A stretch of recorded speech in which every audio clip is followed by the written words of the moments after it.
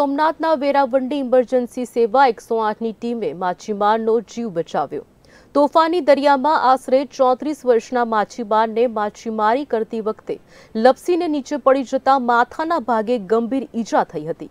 આ ઘટના બન્યા બાદ જહાજના કેપ્ટને ભારતીય નેવી કોસ્ટ ગાર્ડને ફોન કરી ઇમરજન્સી સર્વિસ 108ને બોલાવી હતી।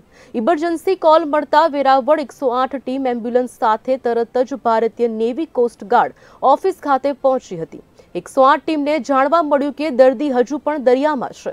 જ્યારે દર્દીને કિનારે લાવવામાં આવ્યો ત્યારે ઘણો સમય પસાર થઈ ગયો હતો। તેથી ઈએમટી ગોવિંદા ભગતે તાત્કાલિક ધોરણે પ્રાથમિક તપાસ કરી। ઈએમટીએ તરત જ 108 સેન્ટરમાં બેઠેલા તબીબ સાથે વાત કરી।